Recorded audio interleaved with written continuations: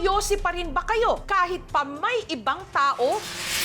Lalo na kung may bata sa inyong paligid? Alam nyo ba na ang usok na inyong ibinubuga, napakadelikado? Katunayan, ang itinuturong rason ng isang ina kung bakit nahirapang huminga ang kanyang anak, second-hand smoke. Sa lahat ng mga naninigarilyo, please keep distance from children. 8 milyong tao sa buong mundo namamatay taon-taon dahil sa paninigarilyo at mahigit 1 milyon rito dahil lang sa second-hand smoke o yung mga nakakalanghap lang ng usok mula sa mga nagyoyosi. Katulad daw ng sinapit ng isang bata sa probinsya ng Rizal. Nagsimula ang lahat nung napansin ni Richelle na tila may nagbago sa 4 na taong gulang niyang anak na si Zane. Parang nangayayat siya tapos maputla po siya.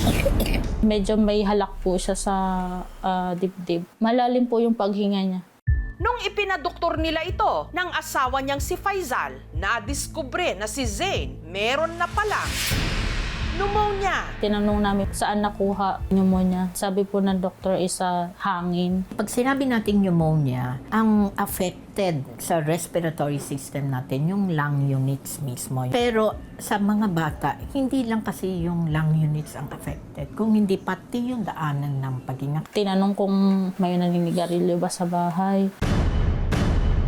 Ako po hindi pa ako naninigarilyo. Sabi po namin galing po kasi yung pasyente yung sa bakasyon. Doon po kasi is marami pong naninigarilyo.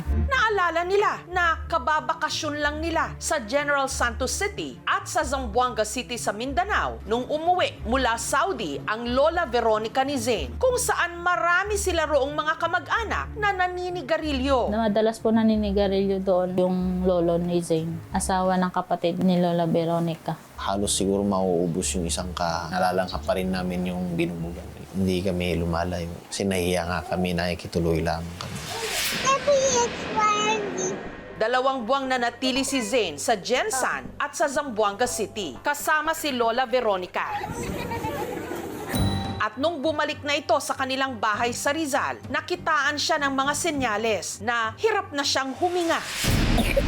Pag sundo ko po kay Zane, na-shock po ako kasi parang nangayayat siya. Dinala namin si Zane sa hospital po. Paglipas ng mga araw sa ospital, si Zane na cardiac arrest. Na-revive po siya. In-ICU ang bata. Nalaman nilang meron na pala si Zane PARDS o Pediatric Acute Respiratory Distress Syndrome. Itong mga pasyente kulang sa oxygen. Kadalasan yan yung oxygenation bagsak na mangangailangan na makabit sila sa respirator. Hanggang nangyari na ang kanilang kinatatakutan. Nag-cardiac arrest po ulit si Zane. Ginausap ko yung asawa ko na sabi ko, tama na, wag na i-revive si Zane kasi parang lantang gulay na po kasi siya. Antayin na lang na mag-stop yung heartbeat niya. Tapos pag once na mag-stop yung heartbeat niya, hahayaan na lang. Hindi na po siya i-revive.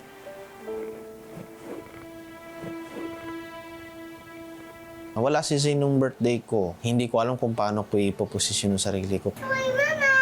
It's okay. Sobrang excited pa naman sana siya makauwi kasi may regalo siya na hinihingi sa amin ng papa niya. Yung kitchen set po.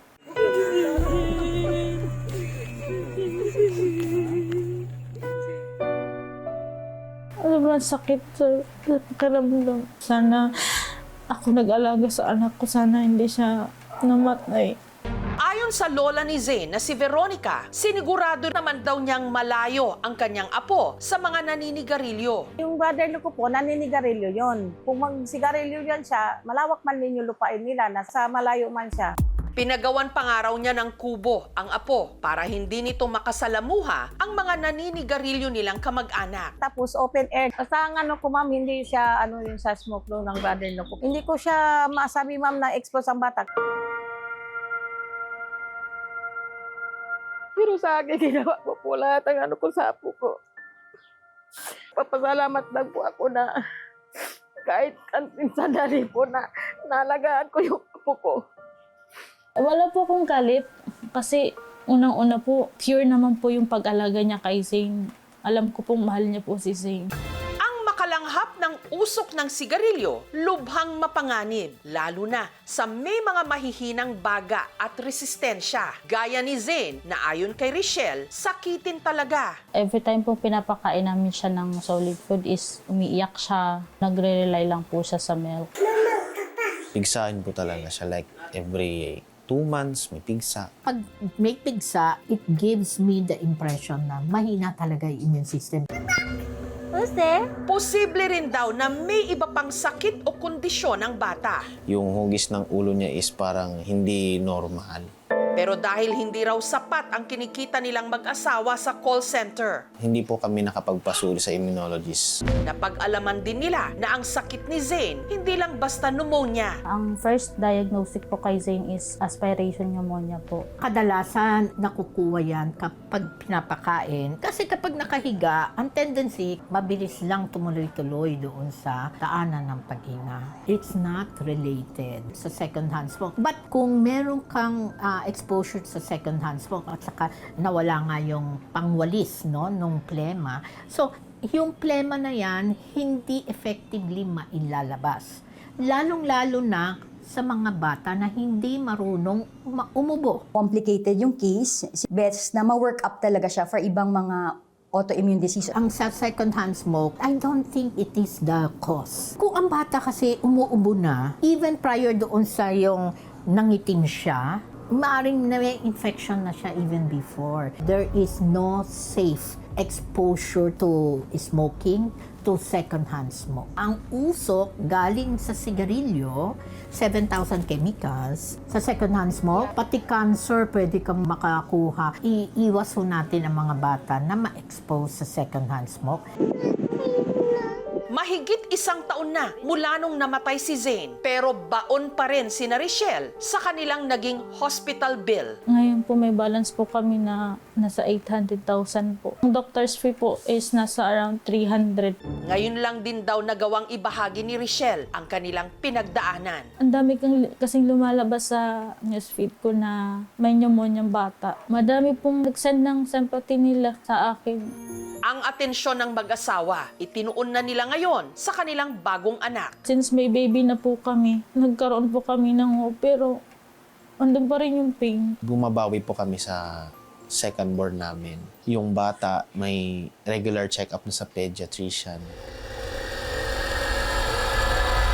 Second-hand smoke man o hindi ang salarin sa sinapit ni Zane, isa ang sigurado. Kapag may usok ng sigarilyo, hindi ka makakahinga ng maluwag. Hi, Mama!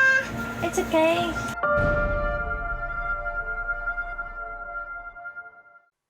Thank you for watching, mga kapuso. Kung nagustuhan niyo po ang videong ito, subscribe na sa GMA Public Affairs YouTube channel. And don't forget to hit the bell button for our latest updates.